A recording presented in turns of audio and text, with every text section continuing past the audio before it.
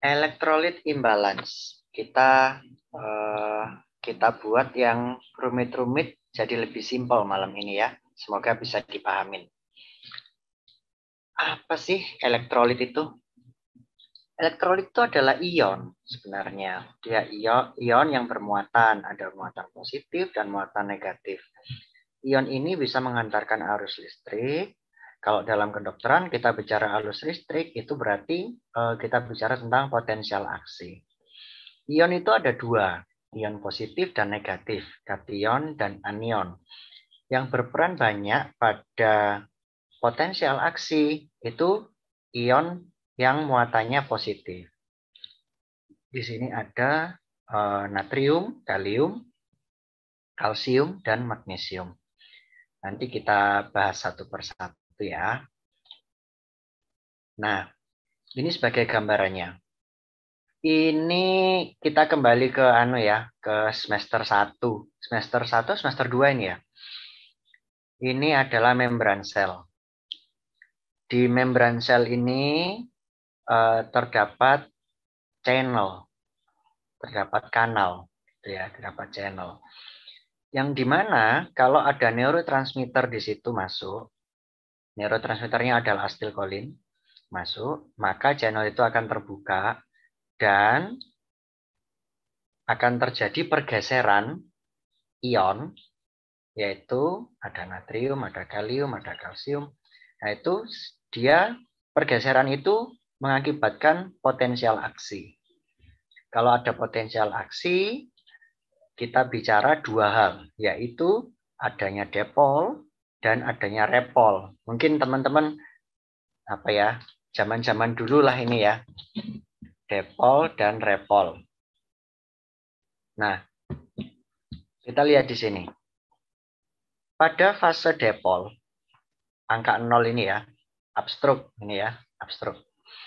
Itu terjadi Na influx. Jadi natrium dari luar sel, dia masuk ke dalam sel. Na influx. Terjadilah depolarisasi. Setelah itu, terjadi fase platu.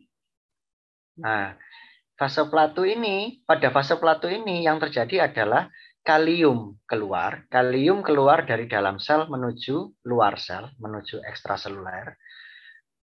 Dan kalsium masuk dari ekstraseluler ke dalam intraseluler. Lalu yang berikutnya kalium akan keluar dari intraseluler menuju ekstraseluler. Itu yang disebut dengan fase repolarisasi. Nah, ini ada 3 ya. Ada 3 ion yang jelas-jelas berperan nih, natrium, kalium, dan kalsium. Ya, sekarang kita coba lihat satu persatu. Natrium, nilai normalnya 135 sampai 145. Yang namanya natrium itu dia itu berikatan dengan air. Dia hubungannya dengan air. Jadi kalau kita bicara natrium, berarti kita bicara pergerakan air, ya. Dan juga osmolaritas, kekentalannya. Di sini TBW, total body water, itu sesuai rumus dari buku yang saya ambil, dari buku Tipinali, itu 60% kali berat badan. Gitu ya. Jadi kalau berat badan 70 kilo, berarti total body waternya 42 liter. Osmolaritas itu normalnya antara 285 sampai 300 dengan rumus seperti ini. Nah, 2 kali Na ditambah glukos dibagi 18 ditambah Bun atau ureum dibagi 2,8. Nah, ion yang dipakai, elektrolit yang dipakai untuk menghitung osmolaritas hanya natrium.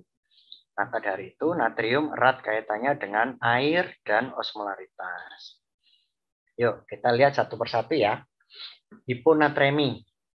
Kita bisa mengatakan pasien ini mengalami hiponatremi apabila natriumnya kurang dari 135. Critical point-nya adalah 125. Bahayanya apa sih? Bahayanya bisa terjadi edema sel otak. Jadi sel otaknya bisa menggembung. Edem dari sel otak. Karena terlalu banyak air. Jadi begini. Kita bayangkan apa namanya di dalam intravaskular, di dalam serum plasma intravaskular itu natriumnya rendah. Gitu ya. Berarti yang di interstisial dan yang berada di intraseluler itu tanda kutip natriumnya akan relatif lebih tinggi daripada di intravaskular. Nah, apa yang terjadi pada cairannya? Cairannya akan shifting dari intravaskular menuju ke interstisial dan menuju ke intraselular. Nah, yang terjadi sel-sel itu akan menggembung, odema dari sel, dan selnya akan pecah, sel dam.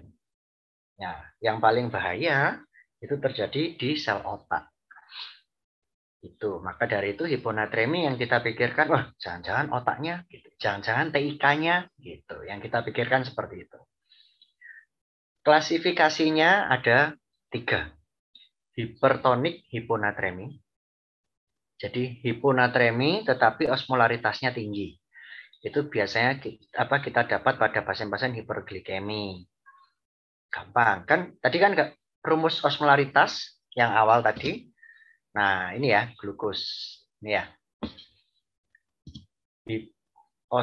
Hiperosmoler hiponatremik. Berarti yang terganggu ada 2 hal. Bisa gula darahnya, bisa ureumnya. Tapi yang paling berpengaruh adalah gula darah. Kalau terjadi seperti ini, hiponatremi, tetapi glukosanya tinggi, gampang. Kita guyur aja dengan kristaloid. Kita atasi hiperglikeminya. Nanti hiponatreminya akan kembali dengan sendirinya. Yang kedua, isotonik hiponatremi.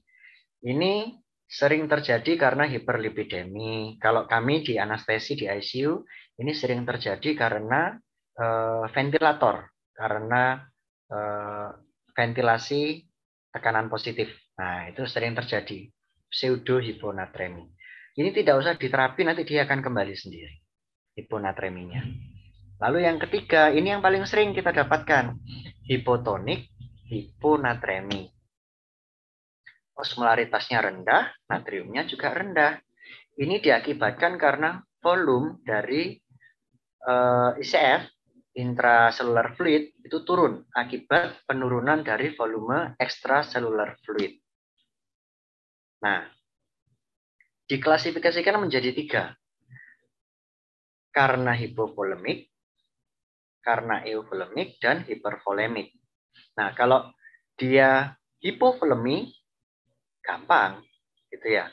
Berarti volume ECF-nya kok turun, hipovolemi. Oh, berarti resusitasinya belum ada kuat nih. Tambahin aja resusitasinya, jalanin lagi resusitasinya, dihitung lagi. Nah, seperti itu. Kalau euvolemik, nah berarti status volumenya normal dong. Terus kok bisa hiponatremi ya? Kenapa ya? Jangan-jangan ada kelainan hormonal. Nah, SIADH yang paling sering. Lalu yang berikutnya hipervolemik. Hipervolemik itu terjadi volume overload pada pasien, tetapi natriumnya rendah. Gitu. Oh, berarti dilusi. Itu ya, sering terjadi pada edema edema paru karena kelainan karena dekomkordis, karena gagal ginjal seperti itu. Atasi aja overloadnya, nanti natriumnya akan naik sendiri. Gitu ya. Jadi yang perlu kita waspadai 3 klasifikasi ini. Kita harus tahu yang mana dulu. Hipertonik hiponatremi kita biasanya terpaku pada glukosanya nanti. Nggak apa-apa, nggak ada masalah. Glukosanya kita atasi, natriumnya akan kembali sendiri. Isotonik bisa kembali sendiri, nggak ada masalah. Hipotonik hiponatremi, oh karena karena volume ECF yang bermasalah. Oke, kita lihat bagi 3. Hipovolemic state, euvolemic state, atau hypervolemic state. Seperti itu ya.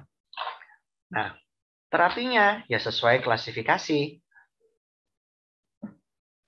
Sesuai klasifikasinya. Kalau hipertonik hiponatremi, ya kita atasi penyebabnya hiperglikeminya itu ya, kita atasin. Tuh. Lalu yang kedua isotonik, enggak masalah, dia bisa kembali sendiri. Nah, yang hipotonik inilah yang kita perlu hitung. Kalau dia pada fase hipovolemik, gitu, berarti kita sekarang berhadapan dengan resusitasi. Resusitasi kita ini sudah ada kuat belum sih? Kalau misalnya belum ada kuat, kita mesti ngasih cairan seberapa? Kalau misalnya sudah ada kuat tetapi masih hiponatremi, kita koreksinya gimana? Gitu. Ini ada rumus yang bisa kita pakai, rumus sederhana. Ini saya ambil dari buku Neuro Intensive Care, Tanto Seng. Ini 0,6 kali berat badan kali delta NA. Itu ya, maksudnya begini delta NA itu. Natrium pasien 120 gitu misalnya. Nah, kita mau koreksi nih sampai harapannya jadi 135. Berarti delta NA-nya adalah 135 dikurangi 120, 15. Kayak gitu ya.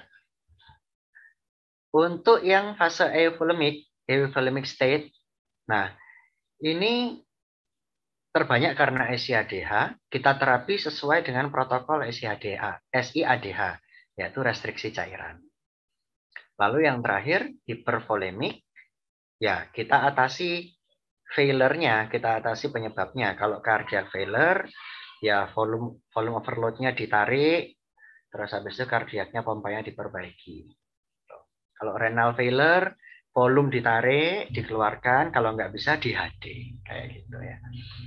Nah ini catatan khusus dalam mengkoreksi natrium, ya kenaikan natrium maksimal adalah 12 mg per hari di luar resusitasi.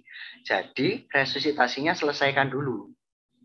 Barulah nanti kita hitung kenaikan yang pelan-pelannya itu. Kenaikan pelan-pelannya itu maksimalnya 12 mg per hari. Kenapa kok nggak boleh lebih dari itu? Karena itu bisa menyebabkan demyelinisasi dari pontin. Itu berbahaya ya. Sekarang ada contoh nih. Kalau misalnya bingung-bingung mungkin pakai contoh lebih enak ya. Pasien berat badan 70 kilo dengan serum natriumnya 115. Klinisnya pasien hypovolemic shock et causa dehidrasi berat. Kesadarannya koma. Pertama dilakukan resusitasi nih. Ya, protokol resusitasi seperti yang sudah dijelaskan pada tentiran sebelumnya, shock hipovolemi 20 cc per kilo bisa diulang 2 kali. Itu ya, kristaloid pilihannya. Ya, ini sekarang coba kita resusitasi dengan NS 1500 cc. 20 cc per kilonya kan 1400 nih. Ya, nggak apa 1500 lah. Gitu ya. Resusitasi dalam 10 menit. Dicek ulang natriumnya. Ternyata masih 120. Kesadarannya masih koma. Resusitasinya sudah selesai apa belum ya? Ternyata belum selesai. Nggak apa-apa. Kita coba ya pakai rumus ya. 0,6 kali BB kali delta NA. Target kita 115. Berarti kira-kira deltanya adalah 15. 0,6 kali 70 kali 15 sama dengan 630 mg. Jadi pasien ini butuh natrium sebanyak 630 mg untuk mencapai kadar Na serum 135. Jika diresusitasi lebih lanjut dengan NS, maka 630 ini itu kira-kira 4 liter NS-nya. Wih, overload, bisa UDIM, gitu kan ya. Jadi kita bawa dulu ke critical point aja. Jangan langsung ke 125, kita bawa dulu ke 125. Jangan dibawa ke 135, tapi kita bawa ke nilai aman dulu, 125. Dan kita harus memastikan kondisinya euvolemik. Ya, kita hitung lagi. 0,6 kali BB kali delta NA, kali ini delta NA-nya cuma 5, ternyata dapat 210 mg. 210 mg ini setara dengan 1,4 liter NS. Nah, 1,4 liter NS ini kan sama dengan 20 cc per kilo kedua. Nah, berarti yang pertama ini resusitasi kita belum selesai. Gitu ya. Kita lanjutkan ke yang kedua. Diguyur yang kedua, sudah. Harapannya itu sudah menjadi 125 natriumnya. Setelah itu barulah kita koreksi dengan lambat. Sudah kondisi euvolemi, baru kita koreksi dengan lambat. Koreksinya pakai lumus itu 0,6 kali BB kali delta Na, 135 targetnya. Natrium sekarang kira-kira 125, berarti butuhnya sekitar 420 meg. 420 meg itu setara dengan 800 cc lah, 800-an cc NaCl 3%. Diberikan dalam 24 sampai 48 jam. Ya, jadi pada kasus ini resusitasinya dapat 20 cc per kilo diulang 2 kali ya. Ini yang pertama di sini, yang kedua di sini. Diulang 2 kali. Kalau resusitasi kita belum selesai, maka natriumnya pun masih rendah. Gitu. Begitu resusitasinya selesai, dia pada fase euvolemi, natrium dia akan naik sendiri pada poin kritikal. Kayak gitu. Ya, ini yang kita dapat dari kasus ini ya. Setelah itu baru kekurangannya baru kita koreksi lambat. Kayak gitu. Kira-kira seperti itu. Oke. Next, sekarang kita bahas hipernatremia. Ya. Hipernatremi itu definisinya adalah kadar natrium serum di atas 145. Dengan critical point itu natriumnya 160. Dan letal bila natrium di atas 170. Bahayanya apa sih?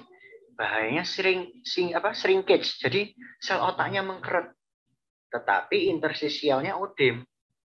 Akhirnya terjadi sel death.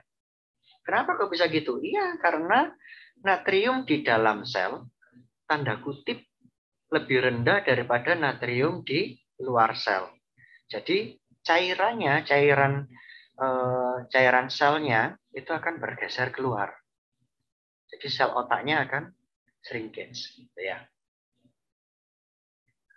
Hal ini disebabkan karena apa? Karena penurunan dari total body water.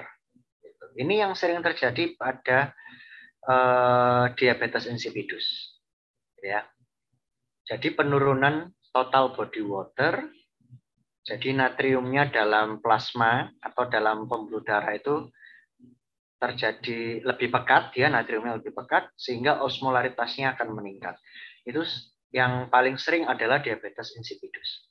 Ciri-cirinya ini ya, ada loss poliuria lebih dari 3000 cc per hari, hipernatremi di atas 150, high osmolarity serum, osmolaritasnya di atas 300, dengan osmolaritas urin yang rendah di bawah 300, dengan kadar natrium urin yang rendah. Ya, ini bisa dicek.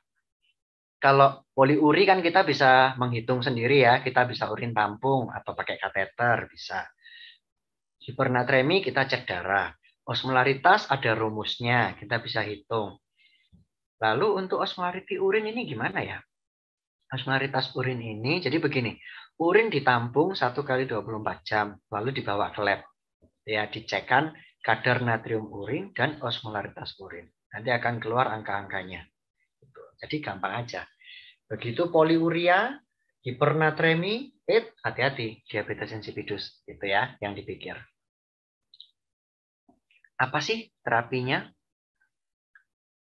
Kalau pasiennya itu poliurianya itu banyak banget, gitu ya, loss-nya banyak banget, dan terjadi hipovolemi berat, ya kita tata laksananya ya kembalikan status volumenya dulu, kita atasi shock hipovoleminya dengan kristaloid.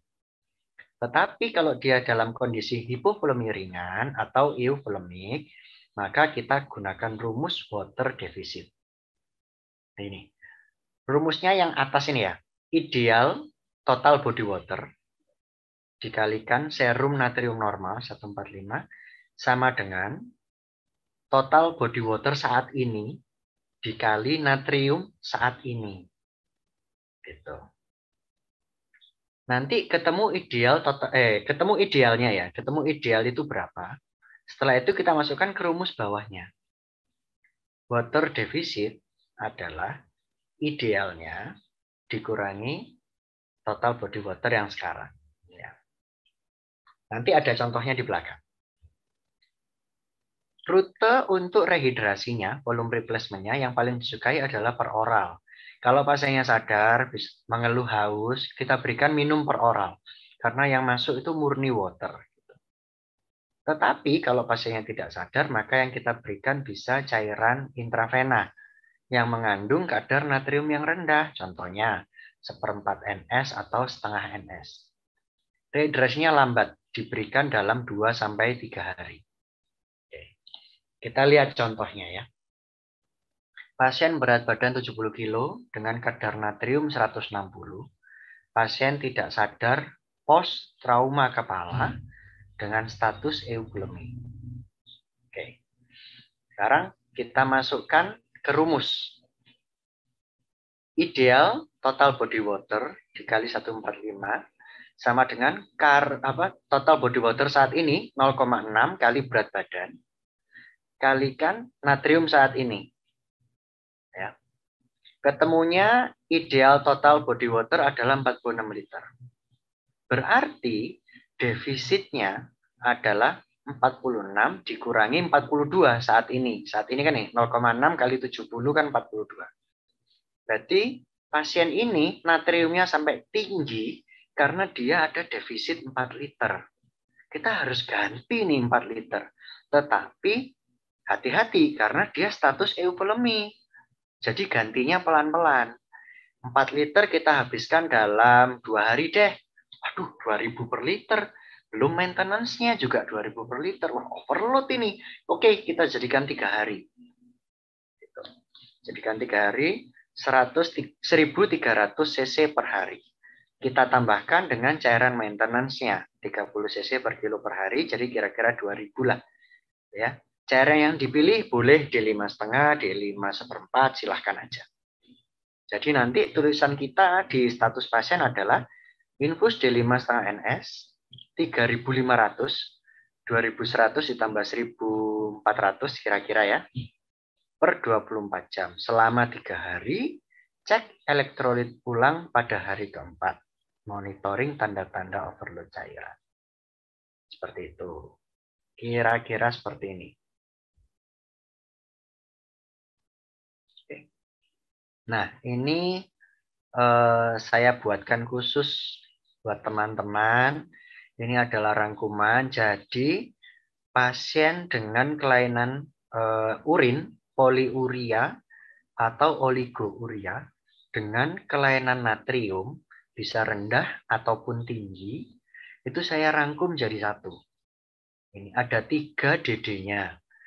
Yang paling sering diabetes insipidus, yang kedua tersering SIADH, yang ketiga tersering cerebral short wasting syndrome. Nah, kalau kita ketemu ya, kita lihat natriumnya aja ya. Kita bicara elektrolit berarti kita lihat natrium. Ini plasma Na. Kalau plasma Na-nya rendah, ini ya, kita pikirkan cuma 2. SIADH dan cerebral short wasting syndrome. Kita lihat status volumenya. Kita lihat status volumenya. Ternyata euvolemi atau mungkin malah hipervolemi. Gitu. Kalau itu berarti SIADH. Kalau misalnya, kok pasiennya hipovolemi ya, klinisnya ya, berarti cerebral short wasting syndrome. Ya. Kita cek urinnya, oh benar, ternyata hipovolemi poliuria, cocok cerebral short wasting syndrome. Ternyata kok volumenya cukup-cukup aja ya, urinnya kok sedikit. Jangan-jangan SIADH gitu. Dengan terapinya masing-masing. Kalau SIADH kita restriksi cairan. Kalau cerebral short wasting malah kita berikan cairan. Gitu ya, berbeda. Kalau dia hipernatremi poliuria, pikiran pertama adalah diabetes insipidus.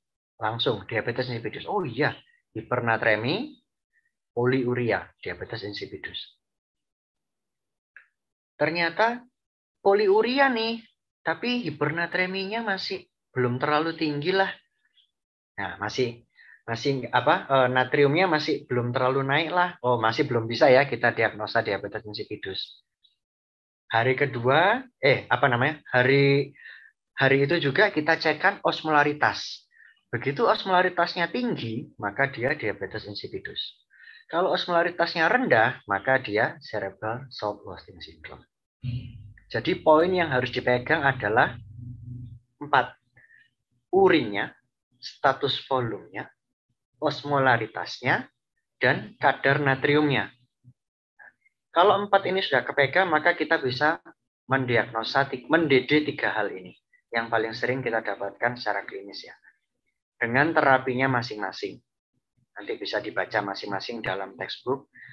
Bisa diperdalam lebih lanjut ya tentang SIADH, cerebral salt wasting, dan diabetes insipidus. Itu tentang natrium. Oke. Sekarang kita ke kalium. Kalium ini kadar normalnya antara 3,5 sampai 5. Dan dia itu mayoritas berada di dalam sel otot.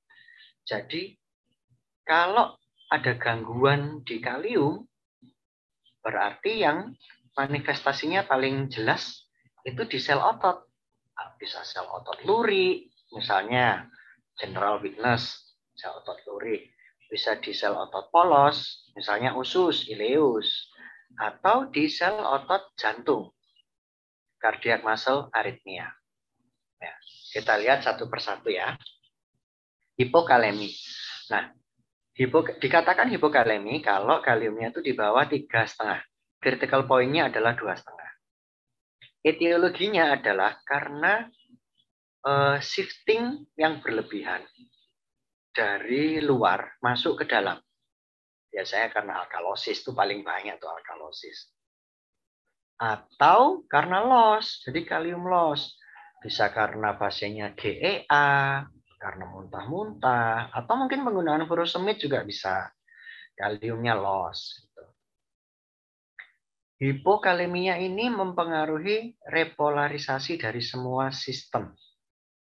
Bisa repolarisasinya itu jadinya memanjang. Maka dia akan terlambat untuk memulai depolarisasi berikutnya. Kalau di GI, di gastrointestinal, maka bising ususnya akan menurun, dia akan jadi ileus paralitik. Kalau di muskuloskeletal, general weakness, tuh muskuloskeletal. Kalau di kardiovaskular akan terjadi aritmia. Ya, ini sebagai contoh ya, ini kegawatan yang paling sering hipokalemi. Ini bisa kita deteksi dari EKG. Gelombangnya ST depresi, lalu gelombang U-nya kelihatan. Bifasiknya mungkin kita enggak melihat jelas, enggak apa-apa. Di sini ya, mungkin enggak kelihatan jelas, enggak apa-apa. Tetapi gelombang U itu kelihatan. Kita lihat ini potensial aksi. Ini ya. Kalau normal, kaliumnya, kira-kira kalium normal, ini ya. Fase platu dan repolnya itu lebih cepat, lebih pendek daripada yang hipokalemi. Ya. Jadi fase repolarisasinya akan menjadi lama. Dia depol berikutnya akan menjadi terlambat. Kayak gitu. Ini gambaran EKG-nya. Bagaimana terapinya? Ya kita koreksi kaliumnya, kita berikan kalium. Dengan cara, ada rumusnya, 0,4 kalikan berat badan, kalikan delta K, delta kalium. Jangan lupa, habis koreksi, kita juga berikan maintenance. Ya, jadi koreksi dulu, koreksinya dimasukkan dulu. Setelah terkoreksi, barulah kita maintenance. Kebutuhan maintenance-nya 1-3 mg per kilo per hari. Koreksi ada 2. Kita bisa koreksi cepat atau koreksi lambat. Koreksi cepat itu menggunakan akses vena sentral. Maksimum rate-nya itu 30 mg per jam. Dan harus ada cardiac monitoring, ada EKG. Karena kalau kaliumnya nanti ternyata overshoot, dia akan terjadi tachyarrhythmia. Kalau koreksinya lambat, itu berarti lewat perifer ya. Koreksi lambat, itu kita bisa pakai cairan dengan komposisi kalium maksimal 40 mg per liter. Ini sudah ada yang jadi ya sediaannya, itu Wida KN2. Nah itu dia komposisinya kaliumnya 40 mg per liter. Atau kalau nggak ada ya kita buat sendiri, kita buat premix. Misalnya KCl 25 mg dimasukkan dalam NS 500 cc, misalnya seperti itu. Nanti ketemunya 50 mg per liter, kayak gitu ya. Ya masih oke lah gitu. Dengan maksimum rate 40 mg per 24 jam ya. Kira-kira segitulah 40 sampai 50 masih bisa. Contoh, pasien dengan berat badan 70 kilo, kaliumnya 2,0, klinisnya general weakness, dan diare kronis. Kita koreksi kaliumnya nih, 0,4 kali berat badan kali delta kalium. Kalium yang kita harapkan 3,5. 0,4 kali 70 kali delta. Ketemu 42 mg. Kita bulatkan jadi 40 mg. Sekarang kita butuhnya koreksi cepat atau koreksi lambat. Kita tentukan dulu di depan. Oke, kita koreksi cepat ya. Oke, kita koreksi lambat ya. Gitu. Kalau koreksi cepat, itu kita bisa menggunakan 40 mg menggunakan CVC. 40 mg-nya ini kita masukkan dalam 2 jam. Berarti rate-nya 20 mg per jam. 1 jam kemudian kita cek kadar kalium. Kalau sudah mencapai target, maka kita lanjutkan dengan maintenance. Kalau perifer, nah, kita bisa pakai WIDA-KN2.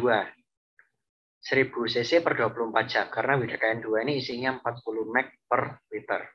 Atau kita buat premix sendiri, gitu ya. KCl 25 mg dalam 500 cc habis dalam 12 jam. Nanti diulang lagi 25 mg 500 cc habis dalam 12 jam. Jangan lupa maintenance-nya dicukupin. Pertama, kita kasih WIDA-KN2 dulu nih untuk koreksi kan. 1000 cc. Terus ini kebutuhan cairannya berapa nih? 70 kilo. Berarti 70 kali 3, 2100 kan cairannya. Oke, berarti dalam 24 jam pertama. Kita koreksi lambat ya. Dalam 24 jam pertama, kita berikan kalium 40 mg dengan jumlah total semua cairan 2000 cc. Yang kita tulis di RM pasien adalah seperti ini. Infus WIDA-KN2 1000 tambah LL 1000 habis dalam 24 jam. Nanti setelah hari berikutnya dicek kan kaliumnya. Setelah koreksi selesai, kalium dicek. Oh, sudah cukup nih kaliumnya. Sudah 3,5 misalnya ya. Oke, kita lanjutkan dengan maintenance biasa dengan cairan biasa sesuai kebutuhannya dia. Tanpa koreksi kalium lagi, tanpa KN2 lagi. Sekarang kita lihat hiperkalemi. Nah, hiperkalemi ini dia dikatakan tinggi kalau di atas 5,5.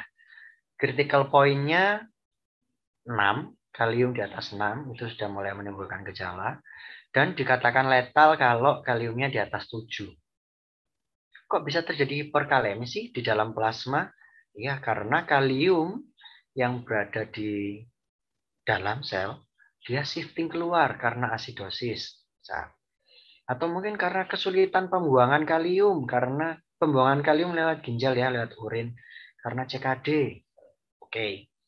Atau terlalu banyak kaliumnya dalam satu tempo, dalam satu waktu, terjadi lonjakan kalium yang berlebihan. Contohnya crash injury. Crash injury itu misalnya kecelakaan gitu ya, KLL. Terus kakinya itu hancur gitu, kelindestruk gitu misalnya, gitu, hancur. Nah, itu sel-selnya rusak semua tuh. Jadi kalium di dalam sel kakinya itu keluar semua, masuk semua ke dalam plasma darah. Kaliumnya langsung tinggi. Nah, itu yang terjadi pada crash injury. Atau terjadi rhabdomyolysis misalnya gitu ya. Hiperkalemi ini mempengaruhi repolarisasi di semua sistem. Repolarisasinya akan menjadi lebih pendek. Sehingga depol yang berikutnya akan terjadi lebih cepat. Terutama di otot jantung. Yang kelihatan itu bisa kardiak tachyarrhythmia, VT, VF gitu ya. Kalau EKG-nya yang khas itu TOL-T. Ya, kita lihat di sini. Ini EKG-nya. TOL-T, T-nya tinggi. Ya. Ini TOL-T. Ini TOL-T. ini ya QRS yang lebar, bla bla bla itu ya oke lah. Tetapi yang paling kelihatan adalah TOLP. Kalau mau dilihat detail satu-satu boleh, tapi terlambat nanti. Kita lihat TOLP aja langsung, oh hiperkalemi nih. Gitu. Itu aja. Bagaimana sih terapinya? Nah, karena ini kita ngomongnya itu efek samping dari hiperkalemi ini tachyarrhythmia, dan itu hitungannya nggak sampai menit biasanya, ya mungkin 5 menit, 2 menit gitu. Itu langsung bisa VT, bisa VF. Nah, itu kan berbahaya nih. Jadi, sel jantungnya kita beri stabilizer. Kita beli CA-gluconas. CA-gluconas 10%, 10-20 cc IV plat. Kita kasih itu dulu supaya mengurangi resiko terjadinya aritmia, tachyarrhythmia. Lalu yang berikutnya, kita bawa kalium itu masuk ke dalam sel. Kita buat shifting masuk ke dalam sel. Kita kasih D40 dan insulin 2 unit. Jadi satu flash D40 25 cc itu dikasih insulin 2 unit. Kopiak, dikocok. Kita siapkan 3 flash. Ramuan itu kita siapkan 3 flash. Kita masukkan dengan interval 1 jam per flash. Jadi misalnya sekarang jam 19, masukkan dulu 25 cc. Ya, terus 1 jam berikutnya jam 20, masukkan lagi 25 cc. 1 jam berikutnya masukkan lagi 25 cc. 3 kali kan sudah 3 jam itu. Oke. Sembari menunggu itu bisa kita berikan nabik, natrium bikarbonat. Dengan dosis 1 mg per kilo. Kita bisa masukkan lewat CVC, kalau koreksi cepat boleh. Tapi kalau mau perifer juga boleh kita masukkan. Ya, koreksi lambat. Diencerkan biasanya nabiknya ya. Atau yang berikutnya kita berikan nebulisasi salbutamol. Pada kasus-kasus pediatrik paling sering adalah nebulisasi salbutamol. 2 cc, 2 cc itu berarti satu flash itu ya, satu vial salbutamol itu dianjurkan jadi 4 cc, dan nebus selama 20 menit. Itu 3 tindakan ini akan memasukkan kalium ke dalam sel. Jadi kalium plasmanya akan turun. Lalu strategi berikutnya adalah kita keluarkan nih kaliumnya, kita force diuresis, kasih furosemid injeksi 40 mg, 2 ampul, force. Kalau masih nggak bisa juga, kumbah lambung dulu, kita pasang NGT, kita buang kalium yang ada di lambung, kumbah lambung. Masih nggak bisa juga, hemodialisa. Terakhir itu. Kalau pasiennya bisa intake per oral, ya kita bisa kurangi absorpsi, pakai kalitake bisa. Tapi pada kasus-kasus kegawatan, kita biasanya tidak melakukan ya kalitake saset diberikan pada pasien. Nah, kita langsung yang cepat terapinya. Membran stabilizer, shifting kalium, D40 insulin, nabik sama nebulisasi, salbutamol itu, force diuresis, removal, HD. Ya. Itu untuk terapi hiperkalemi. Kenapa sih kok insulin, terus nabik, natrium bikarbonat, terus salbutamol, itu kok bisa memasukkan kalium ke dalam sel? Padahal kan nggak ada hubungannya itu. Nah, jadi begini teman-teman. Ini adalah reseptor, ini dinding sel ya, dinding sel. Ini ada ini ada NAK-PAM. Nah, kanal NAK. NAK channel, ya itulah. Terus di sini ada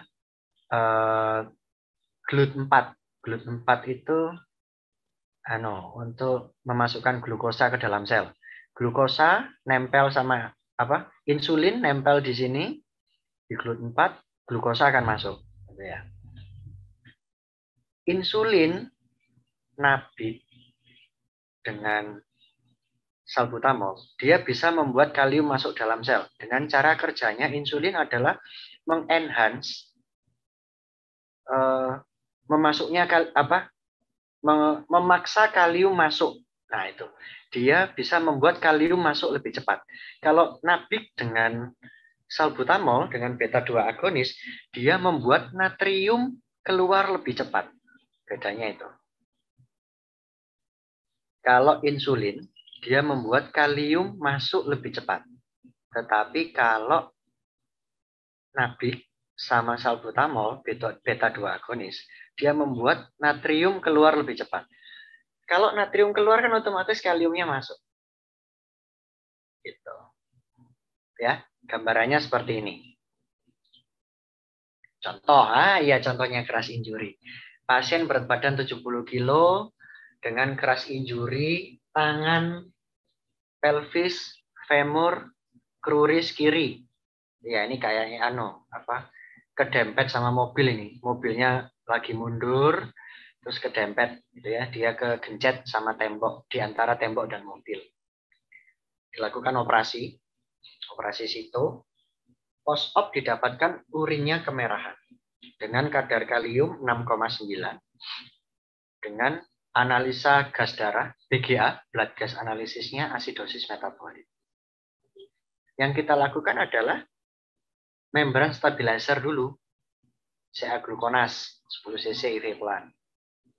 Selanjutnya kita masukkan kalium ke intrasel. Kita buat shifting D40 insulin. 3 flash. Nah, ini sudah 3 jam nih. Sembari menunggu, pasang CVC. Pasang CVC, kasih nabik 1 mg per kilo.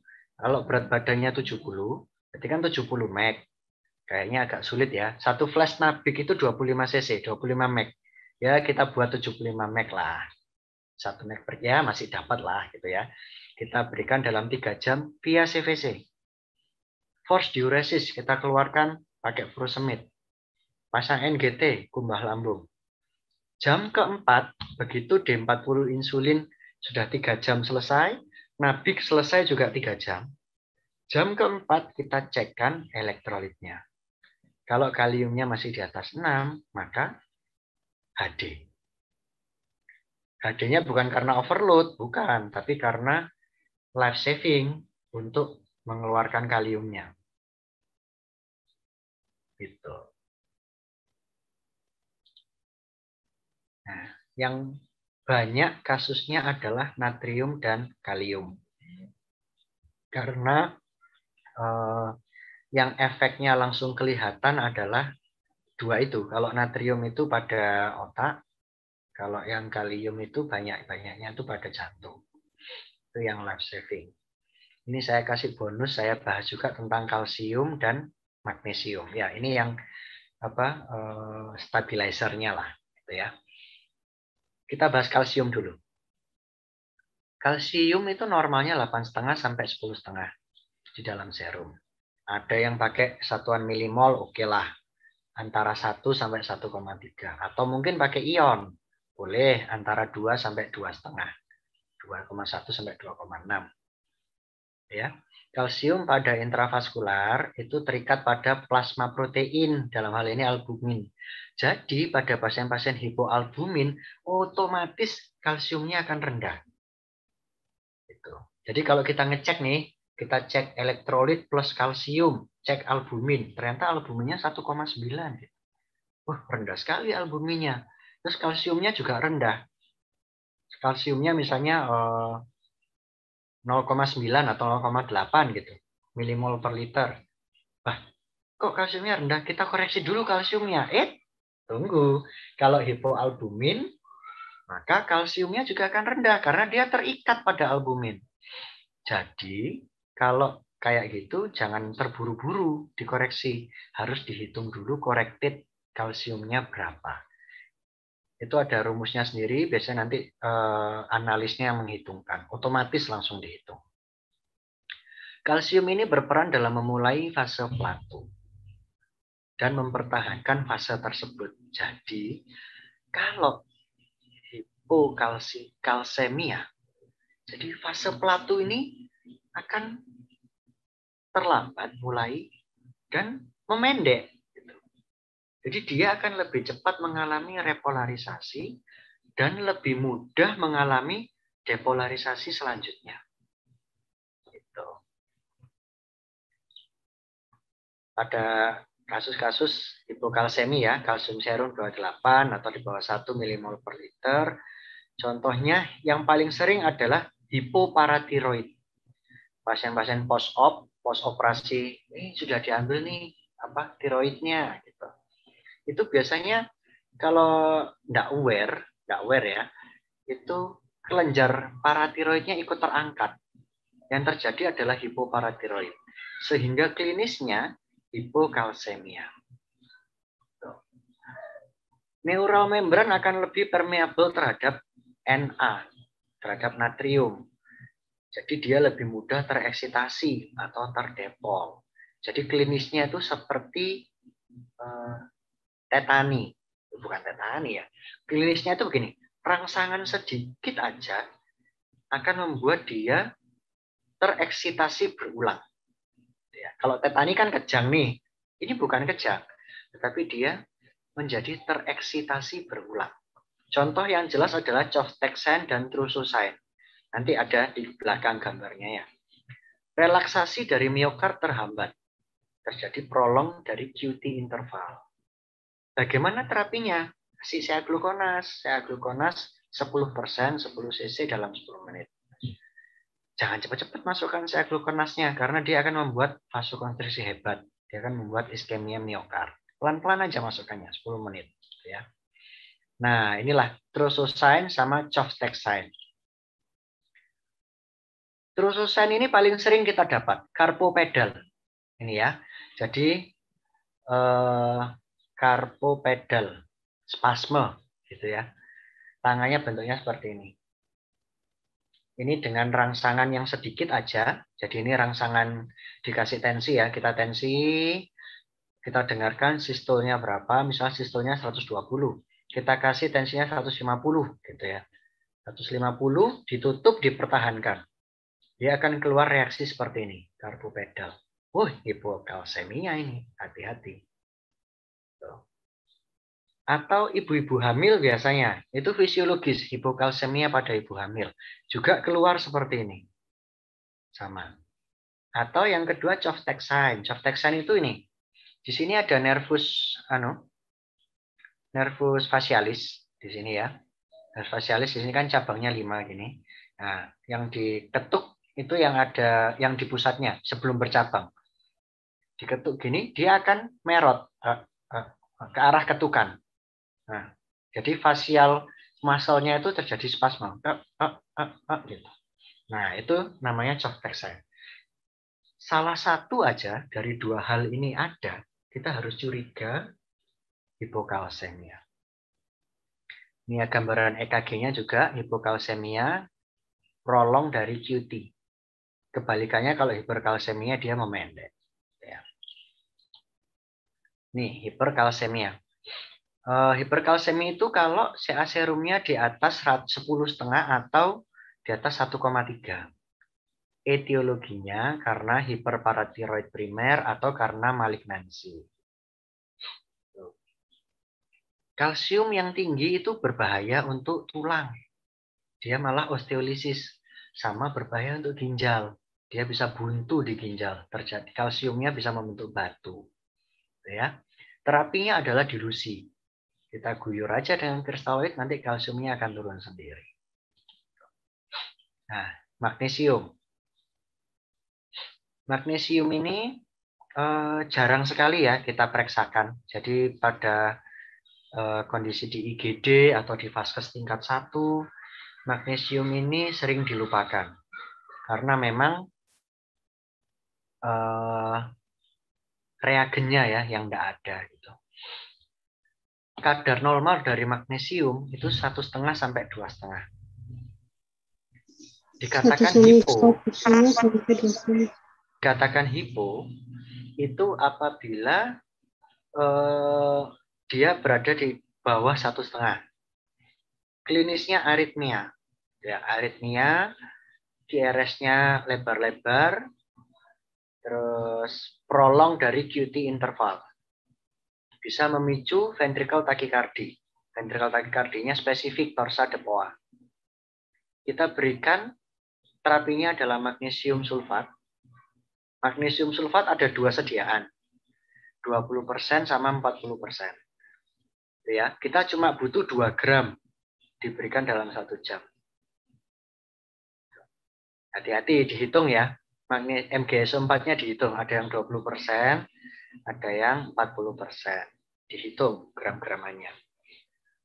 Kalau dikatakan hipermagnesemia, itu apabila magnesium di atas 4.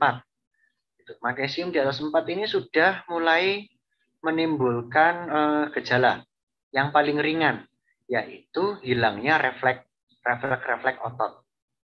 Yang paling sering kelihatan refleks patella. Hipermagnesemia ini sering terjadi pada pasien gravid, pasien hamil, PEB, yang diberikan terapi MgSO4. Itu dia bisa terjadi hipermagnesemia. Apabila hal ini terjadi, maka magnesiumnya harus dibuang dengan cara dilusi, guyur, kristaloid, dan berikan furosemid. Biar magnesiumnya keluar. Ini adalah gambaran EKG. Ya, ini EKG normal yang di atas. Ini torsa de Poix. Gambarannya seperti ini. Ini jelas ini hipomagnesemia. Terapinya adalah magnesium sulfat. Kita berikan 2 gram. Ya, diberikan dalam 10 menit lah, ya, berikan IV lambat. Oke. Demikian kira-kira. Mungkin teman-teman ada yang mau ditanyakan, ada yang kurang jelas, atau mungkin ada masukan, diskusi, ayo. Oke, untuk para peserta, apakah sudah ada yang chat di Zoom atau di YouTube Live?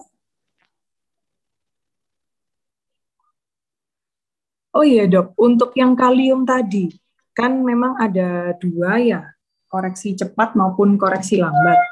Nah, kapan kita menentukan pasien ini boleh dikoreksi lambat, kapan nggak bisa ini koreksi lambat, koreksi cepat aja. Nah, kita menentukannya harus pasang CVC atau boleh koreksi lambatnya ini gimana dok? Oke, jadi begini, kita lihat klinis pasien, gitu ya, kita lihat klinis pasien, kegawatannya muncul apa enggak, gitu. Kalau kegawatannya muncul, ya kita koreksi cepat. Misalnya, aritmia, gitu ya, atau hipoventilasi. Jadi otot-otot nafasnya itu tidak bisa berkontraksi dengan baik. Gitu. Jadi hipoventilasi. Kok begini ya? Nah, kalau sudah kegawatan begitu ya, kita koreksinya dengan cepat. Tetapi kalau misalnya hipokalemia tidak menimbulkan gejala yang berat, kita koreksinya dengan koreksi lambat. Tuh. Kenapa sih kok harus lewat CVC? Iya, karena kalau dilakukan lewat perifer dan kita guyur cepat, itu nanti di sini bisa hitam-hitam seperti kombus. Jadi pembuluh darahnya itu kayak kombus gitu, hitam-hitam di sini. Jangan, itu nyeri sekali. Kasihan, apalagi kalau misalnya kita pasang infusnya nggak betul, ekstravasasi. Wah, tambah. Kasihan nanti, kesakitan pasiennya. Gitu.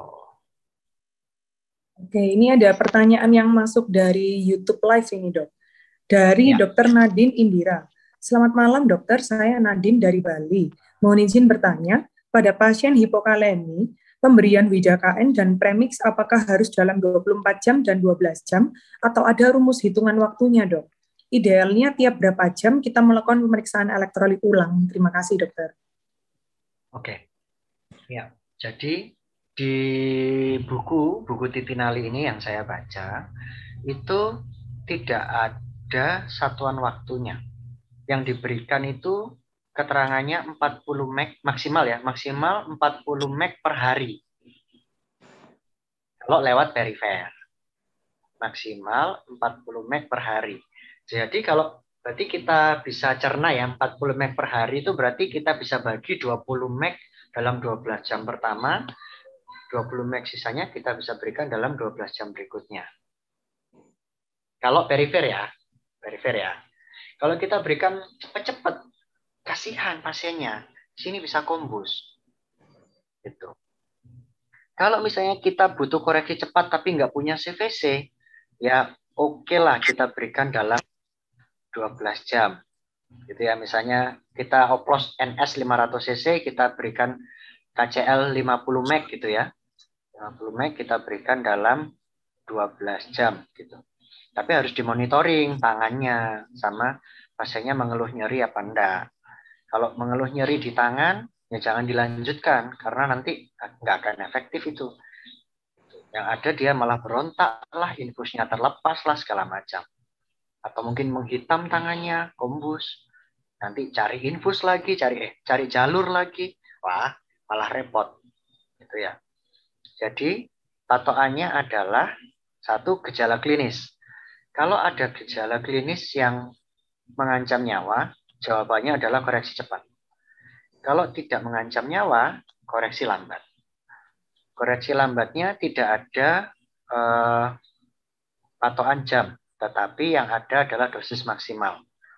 Lambat ya. Dosis maksimal 40 meg per 24 jam. Oke lah, mau 50 meg per 24 jam masih enggak apa-apa. Tetesin aja pelan-pelan, enggak apa-apa. Gitu. Oke, semoga menjawab Dokter Nadine ya. Selanjutnya pertanyaan yang masuk di chat Zoom dari Dokter Anjalia. Izin bertanya, Dok. Kalau hiponatremi yang masih di atas 125 atau hipokalemi yang masih di atas 2,5, tata laksananya bagaimana ya, Dok? Ya, dokter, selamat malam.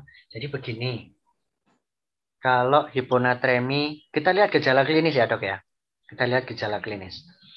Kalau gejala klinisnya hiponatremi dulu. Kalau gejala klinis dia syok, kita atasin dulu syoknya, dok. Gitu. Kalau gejala klinisnya dia tidak syok, dia eufulemi, berarti kita koreksi lambat. 125 pakai rumus 0,6 kali berat badan kali delta NA. Delta NA-nya berarti 10 ya, 135 dikurangi 125, berarti 10. Kita hitung nanti keluarnya berapa meg. Setelah keluar misalnya berapa meg, 500 meg gitu misalnya ya. Kalau 500 meg kita bisa koreksi pakai NaCl 3%. Itu 1 liternya 513 meg. NaCl 3%. Berarti kita bisa berikan koreksi dalam 2 hari. Ya, kita berikan koreksi dalam 2 hari. Di NaCl 3%, 500 cc per hari selama 2 hari. Nah, itu kan sudah masuk tuh 513 meg. Harapannya natriumnya setelah koreksi selesai dicek natriumnya sudah normal. Harapannya begitu. Kalau kalium yang di atas 2,5, hipokalemi di atas 2,5, sama, kita lihat gejala klinisnya. Kalau dia berarti aritmia, aritmia aja lah, nggak usah nunggu berarti ya. Aritmia aja, dia aritmia atau hipoventilasi, kita berarti koreksi cepat. Kalau ada CVC, pasang CVC. Konsul dokter anestesi atau konsul dokter bedah. Dokter bedah bisa ya pasang CVC. Jadi kalau nggak ada dokter anestesi, bisa dokter bedah yang pasang. Gitu. Pasang CVC, terus diberikan cepat 30 meg per jam. Ya, kita bisa koreksinya seperti itu. Atau kalau misalnya tidak ada CVC tapi kita butuh koreksi cepat, ya itu tadi kita berikan 50 meg tetapi 1 meg per kilo, 1 meg per kilo, tapi kita berikan dalam 12 jam. Kayaknya itu jarang kok itu dilakukan, dok. Kalau yang 1 meg per kilo dalam 12 jam. Kalau hipokalemi 2,5 itu biasanya tidak sampai gejala klinis yang aritmi, yang hipoventilasi, itu biasanya jarang. Itu koreksinya lambat aja. Kalau bisa per oral boleh KSR tablet, atau mau per IV lambat kita hitung pakai 0,4 kali berat badan kali delta kalium 2,5 berarti deltanya 1 ya, berarti ya 0,4 kali berat badan kali 1, ketemunya berapa, kita berikan dalam 24 jam. Itu. Oke. Semoga menjawab ya, Dokter Angelia. Selanjutnya dari Dokter Nur Fitria Zahro. Terima kasih banyak dokter atas penjelasannya. Izin bertanya, ada 2 pertanyaan dok. Yang pertama, apakah prinsip terapi gangguan elektrolit pada anak dengan dewasa sama ya dok? Kemudian yang kedua, saat di bangsal saya jarang melihat DPJP menghitung rumus gangguan elektrolit. Misal seperti hipokalemi hanya diberi KSR, kemudian dievaluasi setiap hari, apa boleh ya dok? Mohon pencerahannya, terima kasih. Selamat malam dok. Jadi begini, prinsip terapi gangguan elektrolit pada pediatri dan dewasa itu berbeda dok. Tetapi apabila terjadi kegawatan, sama. Ya. Kalau hiponatremi, sama prinsipnya. Resusitasi, lalu koreksi lambat. Koreksi lambat rumusnya sama. Cuman cairannya yang dipakai berbeda. Bukan NS 3%, karena volumenya akan jadi banyak kalau pakai NS 3%. Pakainya dia NS berapa ya? 13,5% apa ya? Itu ngoplos sendiri farmasinya. Lalu untuk kalium itu pada hipokalemi sama rumusnya 0,4 kali berat badan kali delta. Kalau untuk hiperkalemi itu hanya dinebul kalau pada pediatri. Jadi seaglukonas dapat, membran stabilizer dapat, prinsipnya dapat. Shiftingnya yang masuk ke dalam intrasel itu yang dipakai hanya nebulisasi. Kalau gagal, 2 hal ini gagal. Furosemid dipakai. Kalau 3 hal ini gagal, maka HD. Nah, jadi yang dikasih stabilo kuning itu sama. Cuma pada pediatri dipilihnya nebulisasi saja. Gitu. Lalu yang kalsium, magnesium, jarang ya kalsium dan magnesium pada anak-anak diperiksakan itu. Kalsium masih oke lah diperiksakan. Koreksinya berbeda. Lebih baik ikut dokter anak aja. Karena itu kalau terlalu cepat kita memberikan kalsium, maka iskemi dari miokard, hati-hati. Kita serahkan saja ke dokter anak yang sudah biasa menangani, gitu ya. Kalau magnesium, jarang banget diperiksakan itu magnesium pada anak. Kecuali asma derajat berat, gitu ya, tidak bisa ditolong dengan nebulisasi, tidak bisa ditolong dengan aminofilin per IV, aminofilin per infus, tidak bisa ditolong. Adrenalin juga tidak begitu buka. Pilihannya 2, dibius dengan halotan atau diberikan magnesium sulfat. Nah, itu baru. Itu ranahnya dokter anak itu nanti. Ya, karena dosisnya tersendiri. Oke, pertanyaan yang kedua. Saat di bangsal, jarang melihat DPJP menghitung rumus gangguan elektrolit. Kalau judulnya ini di bangsal, berarti pasiennya stabil dong. Judulnya di bangsal ya. Kalau judulnya di ICU, itu beda. Itu pasiennya tidak stabil. Mengancam nyawa, nah itu di ICU. Jadi ya, menurut saya sih, diberikan KSR aja ya, wajar aja menurut saya. Karena di bangsal. Gitu. Dan dievaluasi tiap hari boleh, enggak apa-apa. Gitu ya. Kecuali ICU penuh, pasien jelek terpaksa dirawat di bangsal. Itu harus hati-hati dong. Gitu. Jadi kita harus melihat gejala klinisnya. Begitu kita lihat ternyata aritmia, kita pegang nadinya, loh kok aritmia. Kita lihat nafasnya, kok kecil-kecil ya. Pasien ini enggak kuat nafas, ini kok kecil-kecil. Kaliumnya cuma 1,9, 1,5. Hati-hati. Kita mau enggak mau, kita harus menghitung rumusnya. Mau enggak mau. Ya, kita harus hitung rumusnya 0,4 kali kilogram berat badan kalikan delta. Lalu kita usulkan ke DPJP-nya. Dok, ini pasiennya hipoventilasi dok. R-nya sekian.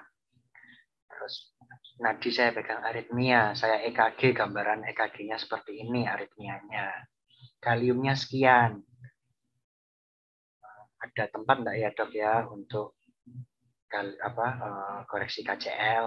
Gitu. Misalnya gitu.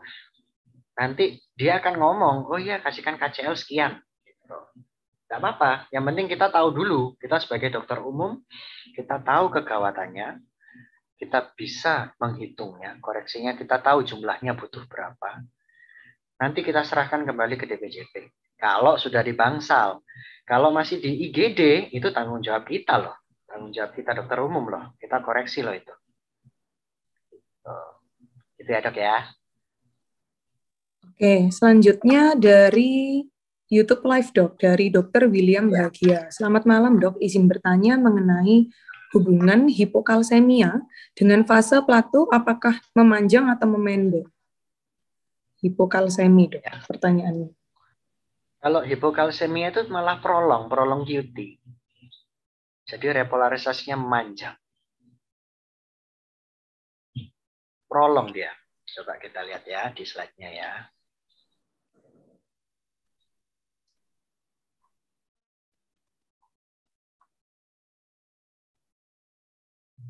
Nah, ini. Dia prolong QT. Jadi repolnya itu memanjang. Ini yang kelainan kalsiumnya ya. Gitu. Kaliumnya normal. Jadi untuk memulai repolarisasi itu membutuhkan masuknya kalium. Ini.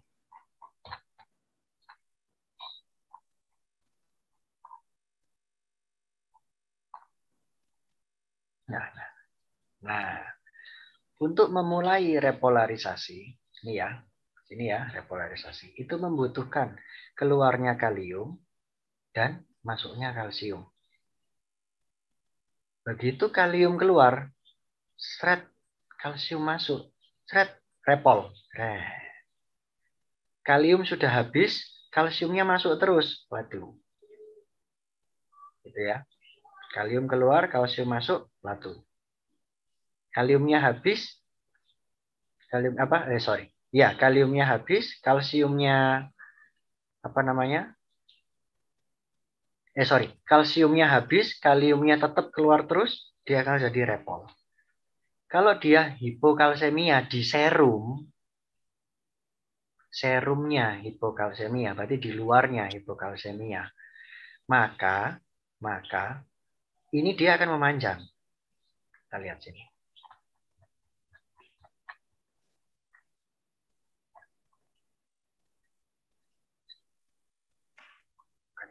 Kalium.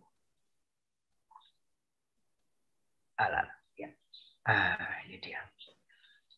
QT, segmen QT ini menggambarkan repolarisasi. Nah, ini dia akan memanjang di sini. Itu yang terjadi pada hipokalsemia. Yang bahaya adalah kalau dia repolnya ini ternyata memanjang. Tadi keteranganku apa sih di sini? Hipokalsemia. Bentar ya. Jangan-jangan saya yang salah. Sebentar ya. Hipokalsemi, neural membran lebih permeabel terhadap Na. Ya betul. Relaksasi myokarд terhambat. Iya, prolonged QT interval. Betul. Hiposea menyebabkan terlambatnya fase plato dan durasi fase plato memendek. Betul. Repolnya memanjang. Betul. Ya, ini ya. Repolnya yang memanjang. Nah, kalau yang menjadi gawat itu kalau ternyata repol ini belum selesai. Repol ini belum selesai, tetapi sudah terjadi depol berikutnya. Contoh, ini belum selesai nih, masih di sini. Terjadi depol berikutnya. Yang terjadi adalah gelombang R on T. Mungkin pernah dengar teman-teman dokter sekalian, gelombang R on T, gelombang PQRS, gelombang R itu gelombang positif pertama pada QRS kompleks. Itu gelombang R, ya betul. R on T, dia naik di sini. Itu akan memicu terjadinya VT, ventricle tachycardia. Itu yang ditakutkan. Bahaya sekali itu. Nah, membran stabilizer kalsium itu gunanya di sini. Kita berikan kalsium, kita buat repolnya ini menjadi lebih baik, mendekati normal, sehingga mencegah terjadinya aritmia berkepanjangan. Mencegah terjadinya aritmia. Kalau sudah terjadi aritmia, mencegah terjadinya aritmia yang berkepanjangan. Jangan sampai terjadi gelombang ROT. Nanti yang ada malah disisok. Seperti itu, teman-teman. Oke, selanjutnya, Dok. Bingung apa jelas ini? Dr. William mungkin bisa, Dr. Williamnya di YouTube. Oke. Oh, iya. Selanjutnya, Dok, ya.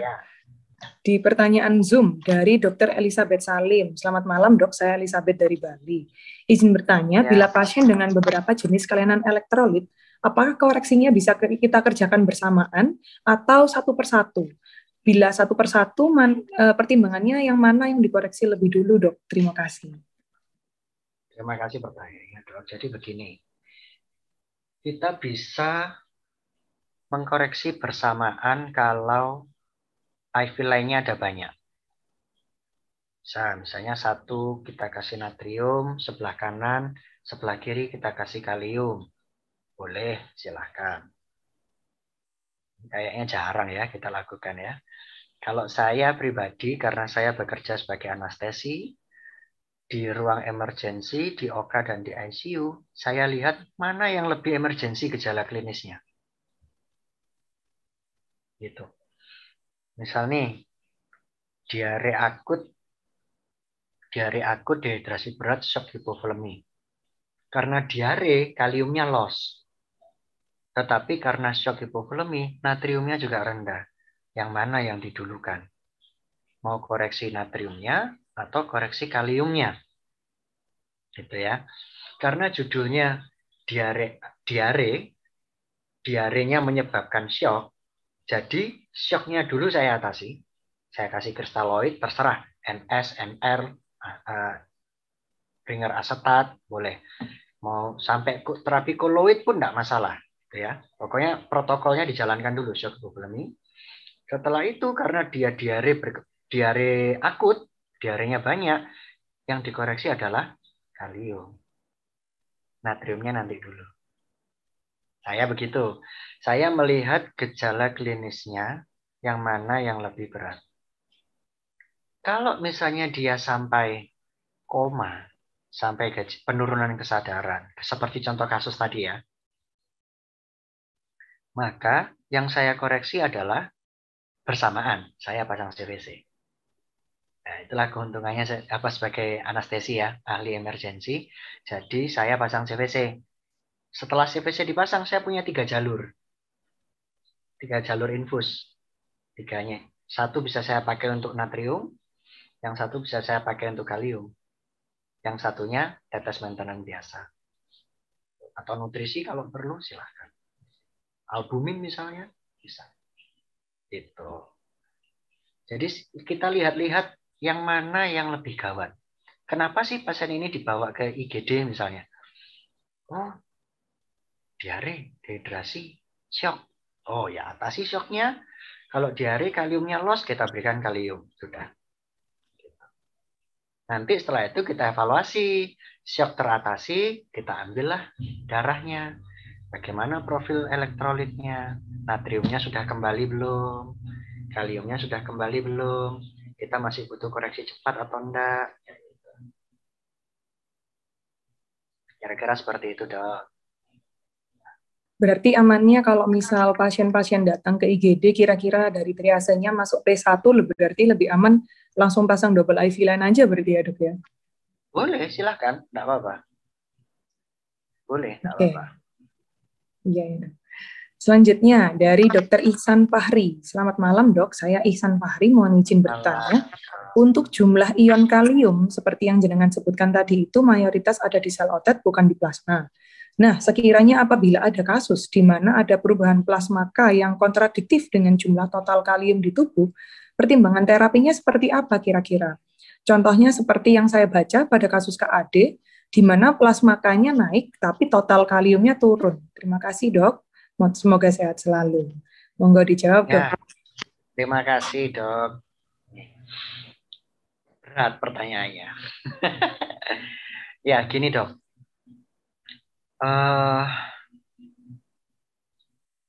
Pasien-pasien, jadi begini, kalium itu dia normalnya memang berada di intrasel ya. Kalium itu normalnya berada di intrasel.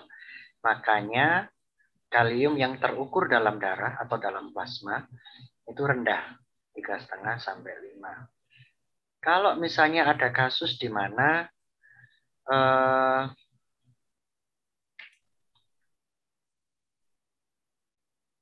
plasma K gimana dalam keadaan ini plasma K-nya naik ya, plasma K-nya naik tetapi total kaliumnya turun. Kalau kayak gitu kan gampang dong, tinggal dimasukkan aja kaliumnya dalam sel. Gampang toh. Gini. Ini ada 3 kompartemen. 3 kompartemen dalam tubuh, intravaskular, interstisial, dan intraseluler. Ya. Pada kasus KAD, kalium di dalam plasmanya tinggi. Kalium dalam plasma yang tinggi itu bisa menyebabkan gejala klinis yang mengancam nyawa. Contohnya aritmia. Ya, contohnya aritmia. Nah, bagaimana caranya kalium dalam plasmanya turun? Ya, tinggal dimasukkan aja kaliumnya di dalam sel. Selesai. Gitu. Total kaliumnya dalam tubuhnya kan rendah, Dok. Tidak apa-apa. Kita masukkan dulu kaliumnya dalam sel supaya tidak terjadi kegawatan. Tidak apa-apa. Nanti kita cek, kita periksakan elektrolit harian. Kalau elektrolit hariannya sangat sulit untuk dikontrol, misalnya pasien ini sudah tidak distres, tapi kok hiperkalemi terus, berarti sudah ada gagal ginjal misalnya. Ya. Atau kebalikannya, pasien ini masih distres nafas. Pasien ini masih distres, hiperglikemi terus. Hiperglikemi terus, dikoreksi tetap hiperglikemi. Terus kesadarannya itu tidak kembali kayak gitu ya. Jadi masih ada stres gitu pada pasien itu. Tetapi kaliumnya lah kok rendah. Seharusnya tinggi ya. Kalau orang stres itu kaliumnya akan tinggi dalam plasma. Tapi kok kaliumnya malah rendah-rendah terus. Berarti sudah mulai ada gagal homeostasis.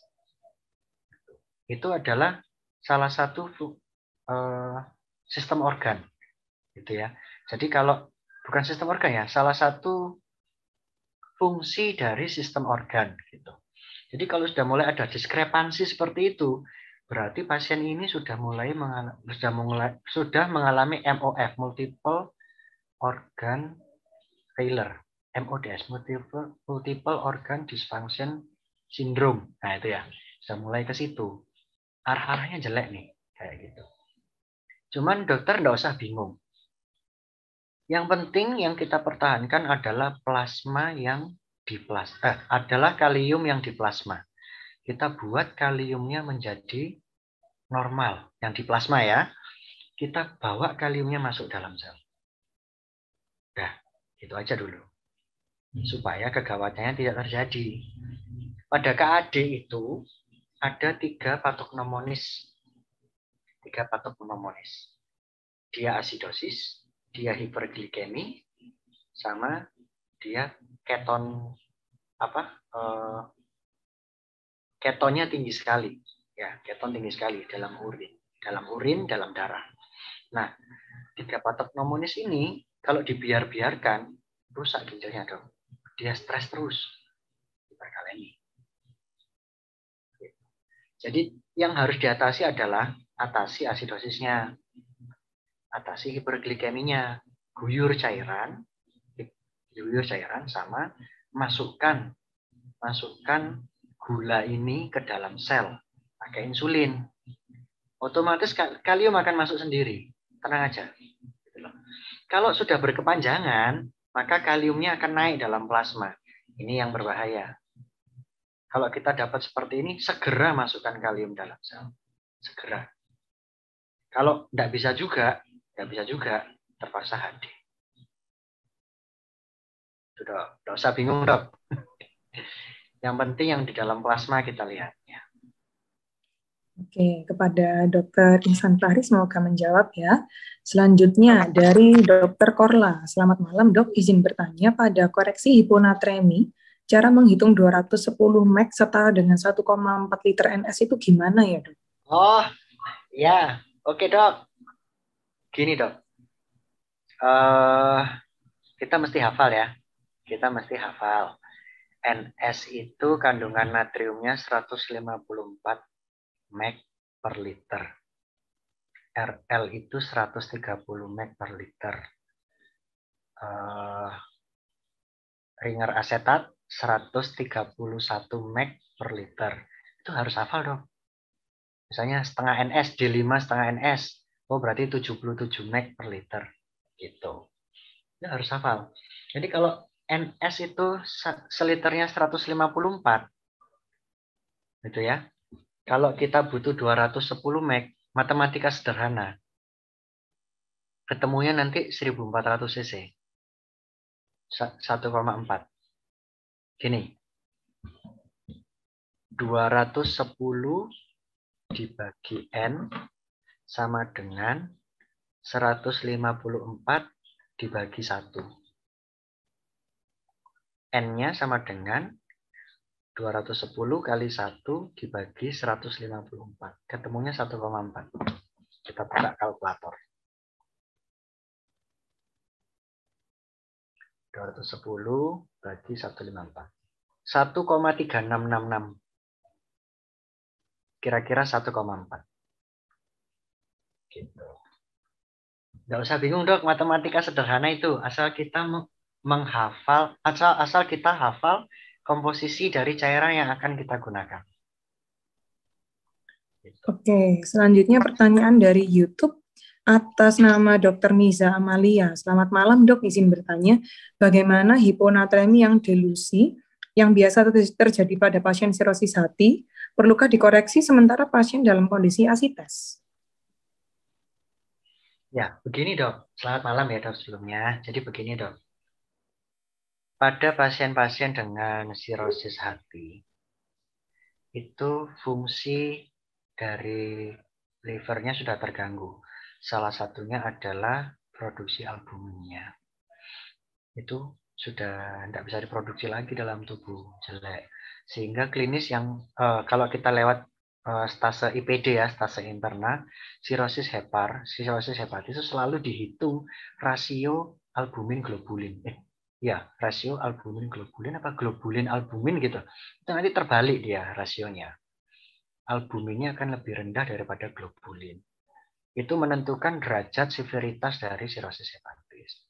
Nah, karena albumin yang rendah dalam plasma, itu dia menyebabkan cairan itu keluar dari intravaskular. Dia keluar, dia mencari rongga ketiga yang lebih kendor gitu daripada intravaskular. Salah satunya adalah rongga peritoneum, bisa ke rongga paru, edema paru, bisa ke jaringan bawah kulit, edema intersisial yang di kaki itu pitting edema kayak gitu-gitu. Nah, keluarnya cairan ini, shifting cairan ini, gitu ya. Shifting cairan ini menyebabkan gangguan. Dia membawa natriumnya apa enggak, gitu aja.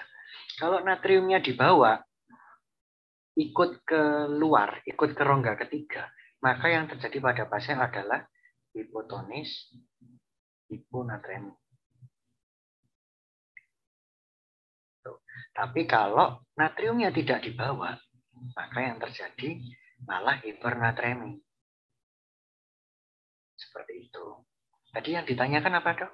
Bagaimana koreksinya gitu ya? Ya, perlu dikoreksi nggak dok sementara pasiennya ini masih asites? Ya perlu, tapi koreksinya lambat. Lambat aja. Gitu. Jadi begini, natrium selama dia tidak mencapai critical point 125, itu tidak menimbulkan gejala klinis. Jadi kita bisa koreksi dengan koreksi lambat. Contohnya, kita berikan cairan NS untuk maintenance. Itu kan kita dapat 154 mg per liter. Itu koreksinya lambat. Atau kita berikan NaCl 3%, boleh, tapi lambat. Gitu. Yang tidak diperbolehkan adalah koreksi cepat. Kalau tidak ada gejala klinis ya. Kalau dia ada gejala klinis, misalnya hiponatremi berat, terus penurunan kesadaran, ya sudah, mau tidak mau kita koreksi. Pakai rumus yang tadi, 0,6 kali berat badan kali delta. Hati-hati tidak boleh lebih cepat dari 12 mg per hari. Kalau dia euvolemi. Kalau dia hipovolemi, resusitasi dulu. Kita lihat klinis ya dok ya. Kita lihat klinis. Kalau dia ada gejala klinis hiponatremi, wajib dikoreksi. Tapi kalau tidak, natriumnya ya dibilang rendah ya nggak terlalu rendah, 128, 129 gitu, 130, ya kita koreksi lambat-lambat aja lah pakai NS. Berarti misal loss natriumnya ini dari hipoalbuminnya dok, otomatis kan lossnya ke interstisial. Nah, misal kemudian albuminnya misal butuh transfusi nih, habis itu albuminnya kan ditransfusi itu. Nah, kan kemungkinan bisa narik kembali ya dok ya, berarti dari interstisial masuk lagi karena adanya albumin yang masuk itu atau enggak? Kita transfusi albumin itu tidak serta-merta narik cairan ke dalam dok. Hati-hati loh. Ya, nanti pada akhirnya cairan itu bisa masuk ke dalam intravaskular ya, dengan cara diberikan albumin ya. Tetapi tidak banyak. Gitu. Justru cairan itu nanti akan diresorpsi sendiri oleh tubuh pelan-pelan. Kalau kondisi livernya sudah, kalau fungsi livernya sudah digantikan. Liver function replacement. Apapun itulah, mau dari luar. Kita mau kasih albumin maintenance harian kayak, atau kita mau liver transplant kayak. Gitu. Nah itu setelah itu nanti dia akan diresorpsi sendiri. Gitu dok. Diresorpsi sendiri itu bagaimana elektrolitnya kita harus cek, gitu ya. Kita harus cek. Logikanya, cairan itu masuk bersama natriumnya. Logikanya seperti itu. Tapi kita kan nggak tahu pasti nih, karena kita sudah koreksi sana, koreksi sini, kasih albumin, kasih ini, kasih itu, kasih plasma mungkin fresh frozen plasma atau apa-apa itu kan kita sudah masukkan semua tuh. Homeostasis akan terganggu. Bisa jadi natrium itu ditinggal di third space-nya, bisa. Maka dari itu kita cek elektrolitnya, kita cek untuk memastikan. Logikanya sih dia dibawa masuk ya, dibawa masuk ke intravaskular lagi. Logikanya sih begitu. Oke. Selanjutnya, setahu saya sih asitas itu difungsi ya, setahu saya dia nggak masuk lagi, setahu saya malah dikeluarkan itu cairan. Iya, difungsi. Oke, selanjutnya dari Dr. Stevina Herona Helda. Selamat malam dok, perkenalkan saya Dr. Stevina, izin bertanya, apakah ada patokan koreksi hipokalsemi secara praktis dan kapan digunakan kalsium glukonas dan kapan hanya CaCO3 saja dok?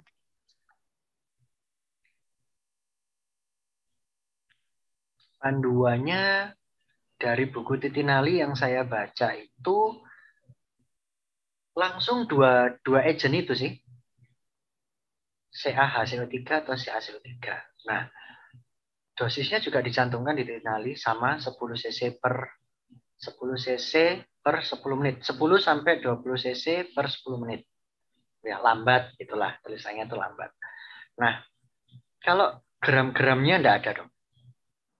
Itu. Gram-gramnya di buku yang saya baca enggak ada. Kalau pediatri mungkin berbeda ya. Kalau buku ajar pediatri mungkin berbeda. Karena kalau hiperkalsemia pada pediatri nanti bisa berbahaya juga gitu. Menimbulkan batu lah segala macam. Nah, mungkin bisa dibaca di buku pediatri. Saya sih nggak buka buku pediatri ya, saya buka buku emergency. Jadi isinya general gitu. Jadi yang dituliskan di situ adalah 10 cc lambat dalam 10 menit. Pertanyaan kedua dari Dr. Stevina juga ini, Dok. Izin bertanya lagi, Dok, pada magnesium, apakah ada patokannya juga, Dok? Bagaimana cara pemberian MgSO 420% di drip dengan NaCl 500 cc? Terima kasih, Dok. Oh, gini, Dok. Jadi di buku itu tidak ada panduannya drip-dripannya ya. Itu pinter-pinternya kita itu. Jadi begini, magnesium itu ada dua sediaan. Ada yang 20% sama 40%. Artinya apa? 20% itu artinya apa sih? 20 gram dalam 100 cc. Kalau 40% artinya apa? 40 gram dalam 100 cc. Nah, kita cuma butuh 2 gram. Jadi kalau kita pakai sediaan 20%, 20 gram dalam 100 cc, kita cuma butuh 2 gram. Berarti cuma masukkan 10 cc dong. Itu aja. Sekarang kita ngedripnya mau gampang yang mana? Mau pakai NS 100 atau mau pakai NS 500? Silahkan. Atau mau persiring pump juga boleh. Nggak ada masalah. Yang penting dimasukkan dalam 1 jam. Gitu. Kalau kita masukkan di NS 100 ya kita tinggal hitung aja 100 cc habis dalam 1 jam. Gitu. 100 tetes mikro. 100 tetes mikro per menit. 100 TPM. 100 TPM mikro. Itu 100 cc per jam. Misalnya seperti itu ya, misalnya. Gitu. Atau kita mau masukkan di 500 cc, boleh silahkan. Tapi nanti hitungannya 500 cc habis dalam 1 jam. Gitu. Pertanyaan ketiga, ada panduan untuk memasukkannya. Ya, oke. Pertanyaan ketiga dari Dr. Stevina juga, izin dok, apakah ada tempat untuk kapsul garam pada pasien hiponatremi dan bagaimana cara koreksinya?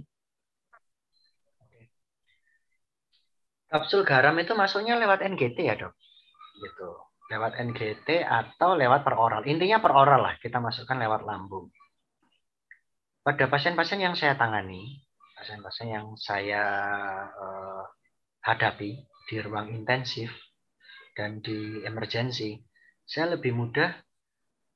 Jadi begini, pasien di emergensi dan di ruang intensif itu NGT-nya biasanya keruh, nggak bisa dipakai itu NGT. Karena kan pasien yang datang kan semua distres, nggak tahu distres nafas atau kardiovaskularnya yang distres atau kesadarannya yang distres atau apa, nggak tahu. Tetapi biasanya itu NGT-nya keruh, jadi nggak bisa dipakai itu NGT. NGT-nya cuma dialirkan aja. Yang saya pakai adalah terapi per IV. Kalau ini pasien di bangsal, boleh, nggak apa-apa, kasihkan aja kan kapsul garam. Karena dia bisa makan, dia bisa menggunakan jalur per oral. Boleh. Cuman kapsul garam itu berapa dosisnya? Satu kapsul itu berapa natriumnya? Itu yang saya nggak tahu. Karena saya nggak pernah pakai itu. Logikanya boleh pada pasien-pasien yang stabil. Boleh. Masih ada tak dok kapsul garam itu sediaannya? Saya nggak pernah pakai itu. Kayaknya kalau di perifer kayaknya ada dok. Masih ada ya? Wow, oke. Ditanyakan aja ke farmasinya. Kadar natriumnya berapa satu kapsulnya itu. Baru kita nanti menghitung kebutuhannya berapa untuk koreksi, kita berikan dalam 2 hari 3 hari. 2 sampai 3 hari. Itu aja. Jadi intinya lagi-lagi lihat klinis ya dok ya? Iya, lihat klinisnya. Kalau hipovolemi ya jangan dikasih kapsul garam, resusitasi dulu. Setelah euvolemi barulah kita kasih kapsul garam. Kalau masih membutuhkan. Gitu. Oke. Selanjutnya dok, dari Dr. Elga Suherli. Izin bertanya dok, bagaimana aturan pemberian Bignat pada hiperkalemi? Apakah dalam bolus atau infus? Saya pernah dengar Bignat juga bisa membuat terbakar kombus. Betul sekali dok. Jadi Bignat yang terlalu cepat itu juga bisa membuat pembuluh darah itu terbakar, kombus. Nah, Bagaimana pemberiannya? Ada dua, lewat CVC dan lewat perifer. Kalau lewat dosisnya 1 mg per kilo ya dok ya. Dosisnya 1 mg per kilo. Misalnya ini berat badan 70 gitu ya. Kita berikan 1 mg per kilo berarti ya 75 mg lah. 3 flash gitu ya. 3 flash 75 mg. Kita mau masukkan lewat mana? Kalau kita mau koreksi cepat, lewat CVC. Gitu. CVC kita bisa berikan maksimal 30 mg per jam. Maksimal itu. Ya 25 mg lah per jam. Gitu. Jadi 3 jam habis toh. Atau kita lewat perifer. Gitu. Kalau mau lewat perifer, hati-hati kombus. Tidak disarankan lebih dari 50 mg per 24 jam. Kombus. Gitu. Kalau misalnya terpaksa ya, pasien ini butuh koreksi cepat, tidak ada CVC, kalau perawat-perawatnya dokter jago atau dokter juga punya keahlian lebih ya, jadi sniper gitu, cari pembuluh darah, bisa dipasang di sini dok. Loh, enggak apa-apa, pasang aja di sini. Di vena mediana cubiti, misalnya, itu kan besar tuh, vena mediana cubiti, bisa. Kalau di sini lah jelas kombus, pasang di sini, vena mediana cubiti. Itu dokter bisa coba berikan dalam 6-12 jam. Pengalaman saya, ini pengalaman dok ya, ini pengalaman ya, sekali lagi evidence-nya rendah sekali nih kalau pengalaman nih. Pengalaman saya melihat teman sejawat lain, penyakit dalam, bedah, itu kan mereka ada keterbatasan tuh untuk pemasangan CVC, kan harus konsul ke anestesi. Kalau ada anestesi standby, ya, dia harus konsul anestesi. Nah, kalau dia tidak ada waktu atau tidak ada kesempatan untuk konsul anestesi, tetapi harus segera koreksi, mereka memasukkan itu sampai 100 mg dalam 6 jam. Wow, gitu ya. Bisa kombus itu. 100 mg diencerkan dalam NS 500 cc, dihabiskan dalam 6 jam. Wih, bisa kombus. Tetapi ternyata dia masangnya di sini infusnya. Besar. Dia masang infus besar, infus 18 atau infus 16 gitu. Dia pasang di mediana cubiti. Jadi dia masukkan seolah-olah seperti CVC. Sorry, kalau di sini itu PICC. Seperti PICC. Nah, ya kalau misalnya dokter punya keahlian lebih ya dok ya, mungkin titis gitu ya bahasa Jawanya, jadi sniper gitu bisa mencari pembuluh darah, mantap itu, pasang aja dong, nggak apa-apa dong. Aduh, nggak ada CVC nih, oke, pasang di sini. Pengalaman saya nggak kombus kalau di sini. Pengalaman ya, tapi ini ya pengalaman, nggak ada textbooknya ini, pengalaman seperti itu. Kalau saya tetap menganjurkan via CVC. Itu yang paling aman. Oke, sepertinya pertanyaannya habis nih dok. Atau mungkin ada peserta yang sebenarnya dari tadi mau tanya tapi masih malu-malu kucing. Boleh langsung, kalau misalnya pesertanya di Zoom, boleh langsung unmute loh, langsung ngobrol aja sama Dr. Yuda. Atau kalau misalnya peserta di YouTube masih bisa ini untuk mengetikkan pertanyaannya di live chat. Peserta, apakah masih ada yang mau bertanya? Oke, sepertinya habis sudah dok pertanyaannya.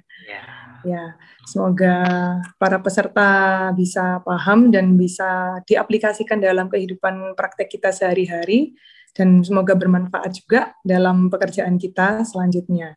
Jika tidak ada pertanyaan yang masuk lagi, saya sebagai moderator izin menutup workshop malam ini ya dok.